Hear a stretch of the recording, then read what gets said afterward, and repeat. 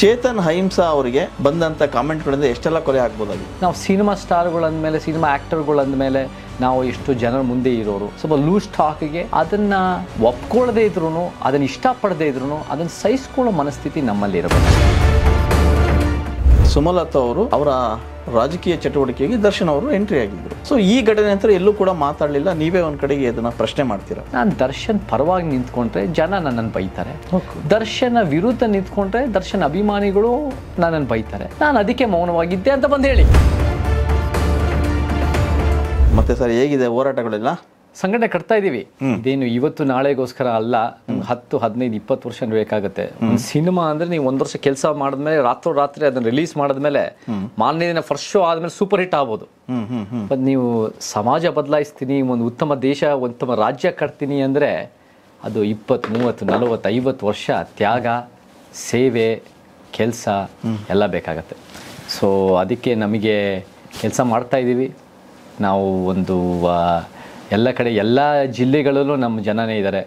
ನಾವೆಲ್ಲರೂ ಕೂಡ ಸಮಾನತಾವಾದಿಗಳು. ನಮ್ಮ ಜನ ನಾವು ಯಾವ ಅಸ್ಮಿತೆ ನೋಡ್ಕೊಂಡು ನಾವು ಜನ ಹೇಳಲ್ಲ. ಸಮಾನತೆ ಬಯಸ್ತಾರೋ, ಯಾರು ಸಮಾನತೆ ಬೇಕು ಅಂತಾರೋ, ಸಂವಿಧಾನದ ಪೀಠಿಕೆನಲ್ಲಿರೋ ಸಮಾನತೆ ನ್ಯಾಯದ ಬಗ್ಗೆ ಕಾಳಜಿ ಇದ್ದಾರೋ ಅವರೆಲ್ಲ ನಮ್ಮ ಜನನೇ. ಸೊ ಅಂಥವ್ರಿಗೋಸ್ಕರ ನಾವು ಒಂದು ಉತ್ತಮ ಸಮಾಜ ಕಟ್ಟೋದು ನಮ್ಮ ಕೆಲಸ ನಡೀತಾ ಇದೆ. ಓಕೆ, ಚೇತನ್ ಅಂತ ತಕ್ಷಣ ಫಸ್ಟ್ ನೆನಪಾಗೋದು ಸಿನಿಮಾ. ಸಿನಿಮಾ ಮೂಲಕ ಸುದ್ದಿ ಆದರು, ಸಿನಿಮಾ ಮೂಲಕ ಅವರು ಎಲ್ಲ ಮನೆ ಮಾತಾದರು. ಆಮೇಲೆ ಒಂದಿಷ್ಟು ಅವ್ರದ್ದೇ ಆದಂಥ ಸಿದ್ಧಾಂತಗಳು, ಹೋರಾಟಗಳ ಮೂಲಕ ಜನಜನಿತವಾದಂಥವ್ರು ಚೇತನ್. ಸಿನಿಮಾ ವಿಚಾರಕ್ಕೆ ಬರೋಣ, ಆಮೇಲೆ ರಾಜಕೀಯ ಇತ್ಯಾದಿ ಹೋರಾಟ ಮುಂದುವರಿರಿ. ಸೊ ಈಗ ಸಿನಿಮಾ ವಿಚಾರ ಆಗೋದಾದರೆ ಬೆಳವಣಿಗೆಗಳು ಗೊತ್ತೇ ಇದೆ ಸಿನಿಮಾ ಇಂಡಸ್ಟ್ರಿದು. ಅಂದರೆ ಒಂದಿಷ್ಟು ಸಿನಿಮಾಗಳು ಬರ್ತವೆ ಹೋಗ್ತವೆ. ಚಿತ್ರರಂಗ ಈ ಪರಿಸ್ಥಿತಿಯಲ್ಲಿದೆ. ಇಂಥ ಟೈಮಲ್ಲಿ ಮೇಲೆ ಒಂದಿಷ್ಟು ವಿವಾದಗಳು, ಸುದ್ದಿಗಳು ಎಲ್ಲೆಡೆ ಹರಡ್ತಾನೆ ಇದೆ. ವಿಷಯ ಏನು ಅಂದರೆ, ಒಂದು ಮೆಸೇಜ್ಗೋಸ್ಕರ ಹಲ್ಲೆ ನಡೆದು ಕೊಲೆ ಆಗುತ್ತೆ ಅನ್ನೋದಾದರೆ, ಚೇತನ್ ಅಹಿಂಸಾ ಅವರಿಗೆ ಬಂದಂಥ ಕಾಮೆಂಟ್ಗಳಿಂದ ಎಷ್ಟೆಲ್ಲ ಕೊಲೆ ಆಗ್ಬೋದಾಗಿತ್ತು. ಇದ್ರ ಬಗ್ಗೆ ಏನು ಹೇಳ್ತೀರಿ? ಖಂಡಿತ ಅದರಲ್ಲಿ ನಿಜ ಇದೆ. ನೀವು ಹೇಳೋ ಮಾತ್ರಲ್ಲಿ ನಿಜ ಇದೆ. ಒಂದು ಮೆಸೇಜು ಅಥವಾ ಅದೆಷ್ಟೇ ಅಶ್ಲೀಲವಾಗಿದ್ದರೂ ಕೂಡ ಅದನ್ನು ನಾವು ಪಬ್ಲಿಕ್ ಸ್ಫೀರ್ನಲ್ಲಿ ಇರಬೇಕಾದಾಗ ವಿಜಯ್ ಅವರೇ, ಎಸ್ ಸರ್, ನಾವು ಒಂದು ಪ್ಯಾಕಿಡರ್ಮ್ ಅಂದರೆ ಒಂದು ಆನೆ ಚರ್ಮ ಇರಬೇಕು ನಮಗೆ.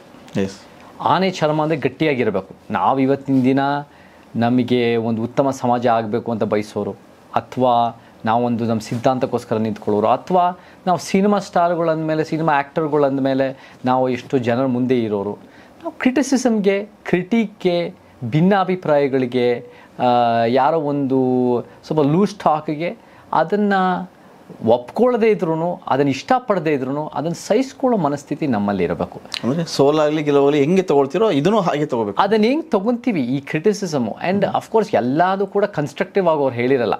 ಭಾಳ ಲೂಸಾಗಿ ಮಾತಾಡಿರ್ತಾರೆ, ಮತ್ತು ಭಾಳ ವಲ್ಗರಾಗೂ ಮಾತಾಡೋ ಸಾಧ್ಯತೆಗಳು ಇದೆ. ನನಗೂ ಕೂಡ ಭಾಳ ವಲ್ಗರಾಗಿ ಬಂದಿದೆ ಇಷ್ಟು ವರ್ಷಗಳಿಂದ. ಬಟ್ ನಾವೇನು ಮಾಡಬೇಕು ಅಂದರೆ ಅದಕ್ಕೂ ಕಾನೂನು ಕ್ರಮ ಇರುತ್ತೆ, ಅದಕ್ಕೂ ಪ್ರಾಪರ್ ಪ್ರೊಸೀಜರ್ ಇರುತ್ತೆ, ಅದಕ್ಕೂ ಸೋಷಿಯಲ್ ಮೀಡಿಯಾ ಆಪ್ಷನ್ಸ್ ಇದೆ.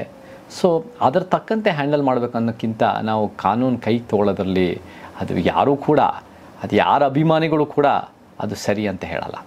ಓಕೆ, ದರ್ಶನ್ ಅವ್ರನ್ನ ಒಂದಿಷ್ಟು ಜನ ರಾಜಕೀಯವಾಗಿ ಬಳಸ್ಕೊಂಡ್ರು ಅಂದರೆ ಲಾಭಕ್ಕಾಗಿ. ನೇರವಾಗಿ ಹೇಳೋದಾದರೆ ಸುಮಲತಾ ಅವರು ಅವರ ರಾಜಕೀಯ ಚಟುವಟಿಕೆಗೆ ದರ್ಶನ್ ಅವರು ಎಂಟ್ರಿ ಆಗಿದ್ದರು. ಸೊ ಈ ಘಟನೆ ನಂತರ ಎಲ್ಲೂ ಕೂಡ ಮಾತಾಡಲಿಲ್ಲ. ನೀವೇ ಒಂದು ಕಡೆಗೆ ಅದನ್ನು ಪ್ರಶ್ನೆ ಮಾಡ್ತೀರಾ. ಹೌದು, ನಮಗೆ ಇದು ಒಂದು ಭಾಳ ದೊಡ್ಡ ವಿಚಾರ. ಇದು ಇವಾಗ ಏನಾಗಿದೆ, ಇದು ಭಾಳ ಗಂಭೀರವಾದ ಆರೋಪ.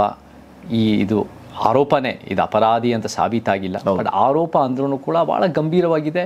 ಮೀಡಿಯಾ ರಿಪೋರ್ಟ್ಸ್ ಏನೇನು ತೋರಿಸಿದೆ ಅಂದರೆ ಇದು ಸುಮ್ಮನೆ ಊಹಾಪೋಹಗಳಲ್ಲ, ಇದರಲ್ಲಿ ಒಂದು ಸಾಕ್ಷ್ಯಾಧಾರಗಳು ಇದ್ದಾವೆ ಅಂತ ಮೀಡಿಯಾ ತೋರಿಸ್ತಾ ಇದೆ ನಮಗೆ.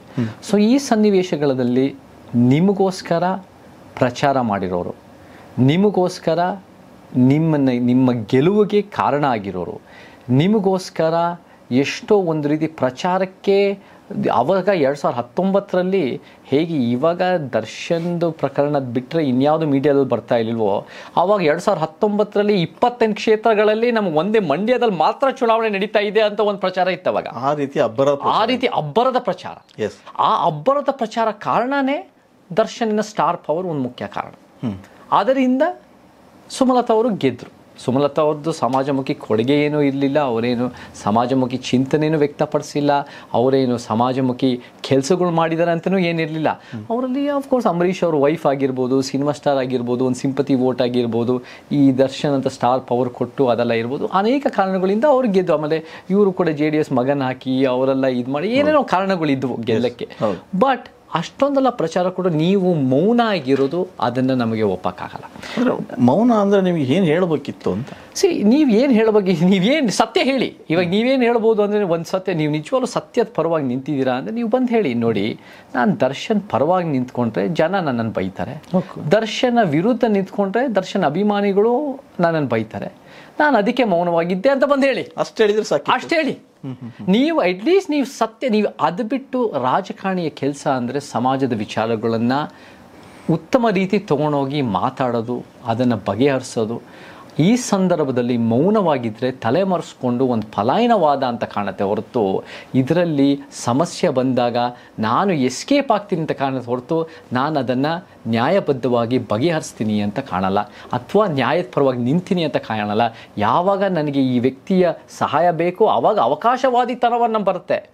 ಯಾವಾಗ ನಮಗೆ ಆ ವ್ಯಕ್ತಿ ಕಷ್ಟ ಆಗಿದೆಯೋ ಆವಾಗ ನಾನು ಎಸ್ಕೇಪ್ ವಾದ ಅಂದರೆ ನಮಗೆ ಅದು ಸರಿ ಕಾಣ. ಸೊ ಈ ಕಾರಣಕ್ಕೆ ಒಂದಿಷ್ಟು ಸಿನಿಮಾದವರಾಗಲಿ ರಾಜಕಾರಣಿಗಳಾಗಲಿ ಇಲ್ಲೂ ಚಕ್ರ ಎತ್ತುತ್ತಿಲ್ಲ ಅಂತ ಹೇಳ್ಬೋದಾ? ಆದರೆ ಒಬ್ಬೊಬ್ಬರು ಒಂದೊಂದು ಕಾರಣಗಳು ಇರುತ್ತೆ. ಸಿನಿಮಾ ರಂಗ ಇವಾಗ 10 ದಿನ ಮೇಲಾಗಿದೆ, ಇವಾಗ ಸ್ವಲ್ಪ ಜಾಸ್ತಿ ಮಾತಾಡೋಕ್ಕೆ ಶುರು ಮಾಡಿ ಒಬ್ಬೊಬ್ಬರು ವಾಯ್ಸ್ ಶುರುವಾಗ್ತಾ ಇದೆ. ಬಟ್ ಅಫ್ಕೋರ್ಸ್ ನಮಗೆ ಒಬ್ಬೊಬ್ರದ್ದು ಒಂದೊಂದು ರೀಸನ್ ಇರುತ್ತೆ. ಆ್ಯಂಡ್ ಎಲ್ಲರೂ ಮಾತಾಡಿರೋರೆಲ್ಲ ಉತ್ತಮವಾಗಿ ಮಾತಾಡಿದ್ದಾರೆ ಅಂತ ನಾನು ಹೇಳೋಕ್ಕಾಗಲ್ಲ. ಎಷ್ಟೋ ಜನ ಭಾಳ ಲೂಸಾಗಿ ಮಾತಾಡಿದ್ದಾರೆ, ಭಾಳ ಕೇರ್ಲೆಸ್ಸಾಗಿ ಮಾತಾಡಿದ್ದಾರೆ. ಇವಾಗ ಅದೇ ವಿಚಾರಕ್ಕೆ ಬರ್ತೀನಿ. ಈ ಪ್ರಕರಣ ಕುರಿತಂತೆ ಉಪೇಂದ್ರ ಅವರು ಒಂದು ಹೇಳಿಕೆ ಕೊಡ್ತಾರೆ, ಅದು ಅಜ್ಞಾನದ ಹೇಳಿಕೆ ಅಂತ ನೀವು ಹೇಳ್ತೀರಾ? ಹೌದು, ಅಜ್ಞಾನದ ಹೇಳಿಕೆ. ಅವ್ರು ಒಂದು ಪೋಸ್ಟ್ ಬರೀತಾರೆ, ಏನೂ ಮಾತಾಡಿರಲ್ಲ ಇದ್ರ ಬಗ್ಗೆ, ಒಂದು ಪೋಸ್ಟ್ ಬರೀತಾರೆ.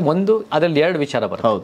ಒಂದು, ಇದು ಒಂದು ಪಾರದರ್ಶಕ ತನಿಖೆ ಆಗಬೇಕು, ನ್ಯಾಯ ಸಿಗಬೇಕು, ಫೈನ್, ಅದು ಎಲ್ಲರೂ ಹೇಳೋದು, ಅದು ಓಕೆ. ಎರಡನೇದು ಏನಾಗ್ತಾರೆ, ಒಂದು ಮುಕ್ಕಾಲು ಭಾಗ ಆ ಪೋಸ್ಟ್ನಲ್ಲಿ ಅಂದರೆ ಈ ವಿಚಾರಗಳು ಪೊಲೀಸ್ ಬಂದ್ಬಿಟ್ಟು ಲೈವ್ ಸ್ಟ್ರೀಮಿಂಗ್ ಮಾಡಬೇಕಂತೆ, ಎಲ್ಲರಿಗೂ ಪಬ್ಲಿಕ್ಕಿಗೆ ಏನೇನು ನಡೀತಾ ಇದೆ ಈ ಪಬ್ಲಿಕ್ ಪರ್ಸನಾಲಿಟಿ ಬಗ್ಗೆ ಸಾರ್ವಜನಿಕವಾಗಿ ತಲುಪಿಸ್ಬೇಕಂತೆ, ಪಾರದರ್ಶಕವಾಗಿ. ಅದು ಪಾರದರ್ಶಕತೆ ಅಂತೆ. ನಮಗೆ ನೋಡಿ, ಇದು ಒಂದು ರೀತಿ ಒಂದು ಸಿನಿಮ್ಯಾಟಿಕ್ ಎಂಟರ್ಟೈನ್ಮೆಂಟ್ ಮೈಂಡ್ ಸೆಟ್. ಇದು ಸಿನಿಮಾ ಮೈಂಡ್ ಸೆಟ್. ಇವಾಗ ಒಂದು ಪೊಲೀಸ್ ಇನ್ವೆಸ್ಟಿಗೇಷನ್ ಕೊಲೆ ಆಗಿದೆ, ಒಂದು ವ್ಯಕ್ತಿ ಜೀವ ಕಳ್ಕೊಂಡಿದ್ದಾರೆ, ಆ ಕೊಲೆ ಪ್ರಕರಣದಲ್ಲಿ ಭಾಳ ದೊಡ್ಡ ಹೆಸರುಗಳು ನಡೀತಾ ಇದೆ. ಇದು ಒಂದು ಭಾಳ ಗಂಭೀರವಾದ ಮ್ಯಾಟ್ರು. ಆ ಗಂಭೀರ ಮ್ಯಾಟರ್ನಲ್ಲಿ ಪೊಲೀಸ್ ಇನ್ವೆಸ್ಟಿಗೇಷನ್ ಪ್ರಾಪರ್ ಪ್ರೊಸೀಜರ್ನಲ್ಲಿ ನಡೀಬೇಕು, ಅದರ ತಕ್ಕಂತೆ ಒತ್ತಡ ಹಾಕಬೇಕು. ಆದರೆ ನೀವು ಪಬ್ಲಿಸೈಸ್ ಮಾಡಿ ಪೊಲೀಸರೇ ಅಧಿಕೃತವಾಗಿ ಬಂದ್ಬಿಟ್ಟು ಅಡ್ವರ್ಟೈಸ್ ಮಾಡಿ ಅಂದರೆ ಫಸ್ಟ್ ಆಫ್ ಆಲ್ ಆ ಇನ್ವೆಸ್ಟಿಗೇಷನ್ಗೂ ಸಮಸ್ಯೆ ಆಗುತ್ತೆ. ಹೌದು, ಆ ಇನ್ವೆಸ್ಟಿಗೇಷನ್ ಪಬ್ಲಿಕ್ಕಲ್ಲಿ ಇಟ್ಬಿಟ್ರೆ ಮೀಡಿಯಾ ಅದರ ಕೆಲಸ ಮಾಡ್ತಾ ಇದೆ. ಬಟ್ ಮೀಡಿಯಾ ಹೇಳಿದ್ದೆಲ್ಲ ಎಷ್ಟು ಮಟ್ಟಿಗೆ ನಮ್ಮ ಪೊಲೀಸ್ ಇನ್ವೆಸ್ಟಿಗೇಷನ್ ಇದೆಯೋ ಇಲ್ವೋ ನಮಗಿನ್ನೂ ಗೊತ್ತಿಲ್ಲ. ಅದಕ್ಕೆ ಕೋರ್ಟ್ಸ್ ಇದೆ, ಅದಕ್ಕೆ ಬೇರೆದಿದೆ, ಅದು ಜಸ್ಟಿಸ್ ಕೊಡೋಕ್ಕೆ. ಸೊ ಅದು ಮೀಡಿಯಾ ಅದರ ಕೆಲಸ ಮಾಡಲಿ. Media is the 4th pillar of democracy. But officially ಈ ಪೊಲೀಸ್ನವ್ರು ಹೇಳಬಾರ್ದು. ಮತ್ತು ಇನ್ನೊಂದು, ಪ್ರಜಾಪ್ರಭುತ್ವದಲ್ಲಿ ಒಂದು ಪ್ರೈವಸಿ ಅನ್ನೋದಿರುತ್ತೆ. ದರ್ಶನ್ ಅವರ ಸಂಘಟಕರು, ಅವರ ಅವ್ರ ಬಳಗ, ದರ್ಶನ ಬಳಗ ಇವಾಗೂ ಅಪರಾಧಿಗಳಲ್ಲ, ಅವರು ಆರೋಪಿಗಳು ಮಾತ್ರ. ಸೊ ಆರೋಪಿಗಳಾಗಿರೋದ್ರಿಂದ ಅವ್ರಿಗೂ ಕೂಡ ಅವರ ಪ್ರೈವಸಿ ಅನ್ನೋದಿರುತ್ತೆ, ಅವ್ರಿಗೂ ಕೂಡ ಒಂದು ಹ್ಯೂಮನ್ ರೈಟ್ಸ್ ಅಂತ ಇರುತ್ತೆ. ಆ ಹ್ಯೂಮನ್ ರೈಟ್ಸ್ ಅನ್ನ ನಾವು ಪ್ರೊಟೆಕ್ಟ್ ಮಾಡೋದು ನಮ್ಮ ಕರ್ತವ್ಯ, ಪೊಲೀಸ್ ಕರ್ತವ್ಯನೂ ಸಹ ಅಷ್ಟೇ. So until it is proven that he is responsible ಅನ್ನೋಕ್ಕಿಂತ ಅದು ಒಂದು ರೀತಿ ಪ್ರಾಪರ್ ಪ್ರೊಸೀಜರಲ್ಲಿ ನಡೀಬೇಕು. ಅದು ಬಿಟ್ಟು ಉಪೇಂದ್ರ ಅವರು ಟ್ರೇಡ್ ಮಾರ್ಕ್ ಅಜ್ಞಾನದ ಮಾತುಗಳು ಆಡ್ತಾ ಇದ್ರೆ ಇದನ್ನ ಒಂದು ಲೈವ್ ಸ್ಟ್ರೀಮಿಂಗ್ ಮಾಡ್ಬಿಡಿ. ಅದೇನಂದ್ರೆ ಒಂಥರ ಸಿನಿಮಾದಲ್ಲಿ ಎಂಟರ್ಟೈನ್ಮೆಂಟ್ ಮಾಡ್ತಾರಲ್ಲ, ಅದ್ಯಾವುದೋ ಸೂಪರ್ ಸಿನಿಮಾದಲ್ಲಿ ಬರೋ ತರ ದೊಡ್ಡ ಟಿವಿಗಳು ಹಾಕ್ಬಿಟ್ಟು ಎಲ್ಲರೂ ಬಂದ್ಬಿಟ್ಟು ವಿಸಲ್ ಹೊಡಿಲಿ ತರ ಹೇಳ್ತಾ ಇದ್ದಾರೆ. ನನಗಿದು ಬಹಳ ಒಂದು ಅಜ್ಞಾನದ ಮಾತನ್ಸ್ತು, ಅಸಂಬದ್ಧದ ಮಾತನ್ಸ್ತು. ಒಂಥರ ಸಮಾಜದ ವಿಚಾರಗಳು ಅರ್ಥ ಮಾಡ್ಕೊಳ್ಳದೆ, ಅದರ ಗಾಂಭೀರ್ಯ ಅರ್ಥ ಮಾಡ್ಕೊಳ್ಳದೆ ಒಂದು ಮನೋರಂಜನೆಯ ಮಾನದಂಡ ಇಟ್ಕೊಂಡು ಮಾತಾಡಿರೋದು ನನಗನ್ಸಿದೆ. ಕರೆಕ್ಟ್. ನೀವು ಹೇಳ್ದಂಗೆ ಇದು ಗಂಭೀರ ಪ್ರಕರಣ. ಗಂಭೀರತನೇ ಇಲ್ದಂಗೆ ಆಗ್ಬಿಡ್ತದೆ. ಅಲ್ಲಿ ಏನಾಗ್ತದೆ, ಲೈವ್ ಸ್ಟ್ರೀಮಿಂಗ್ ಇಟ್ಬಿಡಿ ಅಂದ್ರೆ, ನಿಜ ಹೇಳ್ಬೇಕು ಅಂದ್ರೆ ಪೊಲೀಸ್ನವರು ಫಸ್ಟ್ ಡೇ 2ನೇ ದಿನ ಪೊಲೀಸ್ ಕಮಿಷನರ್ ಬಂದು ಮಾತಾಡೋದು ಬಿಟ್ರೆ, ದಯಾನಂದ್ ಅವರು ಅವಾಗ ಏನೇನ್ ನಡೆದಿದೆ ಒಂದಿನ ಒಂದು ವೀಕ್ಲಿ ಅಪ್ಡೇಟ್ ಮಾಡೋದು ಬಿಟ್ರೆ ಪೊಲೀಸ್ನವ್ರು ಎಲ್ಲೂ ಮಾತಾಡೇ ಇಲ್ಲ ಏನಾಗ್ತಾ ಇದೆ ಅಂತ. ನಮ್ಗೇನು ಗೊತ್ತಿಲ್ಲ ಪೊಲೀಸ್ನವ್ರದ್ದು ಏನೇನು ನಡೀತಾ ಇದೆ. ಅವ್ರು ಗೌಪ್ಯವಾಗಿ ಅವರ ಕೆಲಸ ಪ್ರಾಮಾಣಿಕವಾಗಿ ಇನ್ಫ್ಲೂಯೆನ್ಸ್ ಇಲ್ಲದೆ ನಾವು ಹೋಪ್ ಮಾಡ್ತೀವಿ, ಇನ್ಫ್ಲೂಯೆನ್ಸ್ ಇಲ್ಲದೆ ಯಾವ್ಯಾವ ದೊಡ್ಡ ರಾಜಕಾರಣಿಗಳು ಕೈ ಹಾಕಕ್ಕೆ ಟ್ರೈ ಮಾಡ್ತಾ ಇದ್ದಾರೆ, ಅದನ್ನು ಇನ್ಫ್ಲೂಯೆನ್ಸ್ ಮಾಡೋಕ್ಕಲ್ಲದೆ ಪಬ್ಲಿಕ್ ಪ್ರಾಸಿಕ್ಯೂಟರು ಭಾಳ ಸ್ಟ್ರಾಂಗ್ ವ್ಯಕ್ತಿ ಇಟ್ಕೊಂಡು ಅವ್ರು ಕೆಲಸ ಮಾಡ್ತಾ ಇದ್ದಾರೆ. ನಮಗೆ ನ್ಯಾಯ ಬೇಕು. ಬಟ್ ಆ ನ್ಯಾಯ ಅಂದಾಗ ಎಲ್ಲೋ ಒಂದು ಕಡೆ ಲೈವ್ ಸ್ಟ್ರೀಮಿಂಗ್ ಮಾಡಿಬಿಟ್ಟು ಅದನ್ನು ಪೊಲೀಸೇ ಒಂದು ರೀತಿಯ ಇದನ್ನು ಎಂಟರ್ಟೈನ್ಮೆಂಟ್ ಥರ ಮಾಡಿದ್ರೆ ಅದನ್ನ ನ್ಯಾಯ ಸಿಗತ್ತೆ ಅಂತ ನನ್ನ ಭಾವನೆ ಅಲ್ಲ. ಅದು ಬಹುಶಃ ಉಪೇಂದ್ರ ಅವರ ಒಂದು ಸೀಮಿತ ಆಲೋಚನೆ ಅಂತ ಕಾಣ್ತದೆ. ದೂರದೃಷ್ಟಿ ಅಂತೂ ಅಲ್ಲ ಇದು. ದೂರದೃಷ್ಟಿ ಒಂಚೂರು ಇಲ್ಲ. It's a very limited thinking process. It's a very cinematic thinking process. Cinematic ಅಂದರೆ ಸಿನಿಮಾದಲ್ಲಿ ಏನಾಗುತ್ತೆ ಅಂದರೆ ಎಲ್ಲಾನು ಕೂಡ ಒಂದು ಮನೋರಂಜನೆ. ಅದೇ ಒಂದು ರೀತಿ ವಿಧಾನಸೌಧನ ಒಂದೇನೋ ಒಂದು ದೊಡ್ಡ ಏನೋ ಹೇಳಿದ್ರು, ಅದೇನೋ ಒಂದು ದೊಡ್ಡ ಕ್ಲಬ್ ಥರನೋ ಏನೋ ಒಂದು ದೊಡ್ಡ ಪಾರ್ಟಿ ಹಾಲ್ ಥರನೋ ಅದೇನೋ ಒಂದು ಈ ಥರದ್ದಲ್ಲ.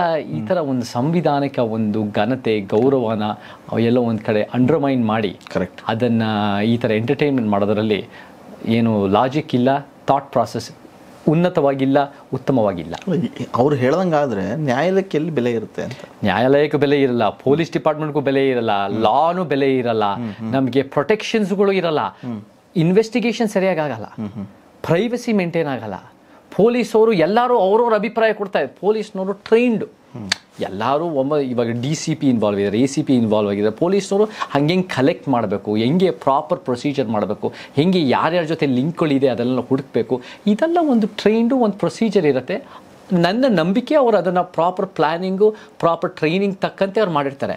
ಅದನ್ನೆಲ್ಲ ಜನಸಾಮಾನ್ಯರು ಸಿನಿಮಾದಲ್ಲಿ ಕಾಮೆಂಟ್ ಮಾಡೋ ಥರ ನಾವು ಹಿಂಗೆ ಮಾಡ್ಬೋದು, ಹಿಂಗೆ ಮಾಡಿ ಅಂತ ಹೇಳಕ್ಕೆ ಶುರುವಾದರೆ ಅದು ಒಂದು ಕಿಚಡಿ ಆಗ್ಬಿಡುತ್ತೆ. ಅದು ಭಾಳ ಹೇಳ್ದಂಗೆ ಅದೇ ಯಾವುದೋ ಒಂದು ಹಾಸನ ಪ್ರಕರಣ ಆಯ್ತು, ಅದು ಕೂಡ ಲೈವ್ ಸ್ಟ್ರೀಮಿಂಗ್ ಮಾಡಿ. ಹೌದು, ಅದನ್ನು ಲೈವ್ ಸ್ಟ್ರೀಮಿಂಗ್ ಮಾಡೋಕ್ಕೆ ಹೆಂಗಾಗತ್ತೆ, ಅದನ್ನು ಹೆಂಗಾಗತ್ತೆ. ಅದು ಇವತ್ತು ನಡೀತಾ ಇದೆ ಪೆನ್ ಡ್ರೈವ್ ಪ್ರಕರಣ. ಅದು ಒಂದು ಭಾಳ ಸೀರಿಯಸ್ ಪ್ರಕರಣ. ಅದೇನು ಇವಾಗ ಇದು ಒಂದು ಸೀರಿಯಸ್ ಪ್ರಕರಣ, ಒಂದು ಕೊಲೆ ಆಗಿರೋ ಸೀರಿಯಸ್. ಬಟ್ ಇದು ನಾವು ನೋಡಿದ್ರೆ ಇದು 1 ಡೇ ಪ್ರಕರಣ. ಆ ಹಾಸನದ ಪೆನ್ ಡ್ರೈವ್ ಪ್ರಕರಣ ವರ್ಷಾನ್ಗಟ್ಟಲೆ ನಡೆದು 300 ಮಹಿಳೆಯರು 3000 ಫೋಟೋಗಳು ಇರೋದು, ಅದು ಕೂಡ ಭಾಳ ಗಂಭೀರವಾದ ಪ್ರಕರಣ ಅದು. ಆ್ಯಂಡ್ ಅದು ಕೂಡ allegations are very serious. And ಅದನ್ನು 1 ತಿಂಗಳು ಎಲ್ಲೋ ಒಂದು ಕಡೆ ಪಲಾಯನವಾದ ಆಗಿರೋದ್ರಿಂದ ಅದು ಇನ್ನೂ ಒಂದು ಗಾಂಭೀರ್ಯ ಜಾಸ್ತಿ ಆಯಿತು. ಬೇರೆ ದೇಶಕ್ಕೆ ಹೋಗಿ ವಾಪಸ್ ಬರದೆ SIT ಇದ್ದಾಗ SIT ಮಸ್ಟ್ ಬಿ ಅಲೌಡ್. ನಾವು ಮೈಕ್ರೋ ಮ್ಯಾನೇಜ್ ಮಾಡಬಾರ್ದು, ಪಬ್ಲಿಕ್ಕು ಮೈಕ್ರೋ ಮ್ಯಾನೇಜ್ ಮಾಡಬಾರ್ದು, ರಾಜಕಾರಣಿಗಳು ಮೈಕ್ರೋ ಮ್ಯಾನೇಜ್ ಮಾಡಬಾರ್ದು. SIT ಅಂದಾಗ special investigation team, these are qualified police officers, these are dynamic police officers. ಇವ್ರಿಗೆ ಫ್ರೀಡಮ್ಮು, ಸ್ವತಂತ್ರ ಕೊಟ್ಬಿಟ್ಟು ನೀವು ಯಾವ್ದು ಸತ್ಯನೋ ಯಾವ್ದು ನ್ಯಾಯನೋ ಅದನ್ನು ಮಾಡಿ, ಅದು ಬಿಟ್ಟು ನೀವು ಯಾವುದೇ ಕಾರಣಕ್ಕೂ ಕಾಂಪ್ರಮೈಸ್ ಆಗದೆ, ಇನ್ಫ್ಲೂಯೆನ್ಸ್ಗೆ ಶರಣಾಗದೆ ಮಾಡಿ ಅಂತ ನೀವು ಮೈಕ್ರೋ ಮ್ಯಾನೇಜ್ ಮಾಡದೆ ಅವ್ರಿಗೆ ಫ್ರೀಡಮ್ ಕೊಡಬೇಕು. ಸೊ ಅದು ಇವತ್ತಿನ ದಿನ ಸ್ವಲ್ಪ ಮಟ್ಟಿಗೆ ನಡೀತಾ ಇದೆ ಅಂತ ನನಗೆ ಅನಿಸ್ತಾ ಇದೆ.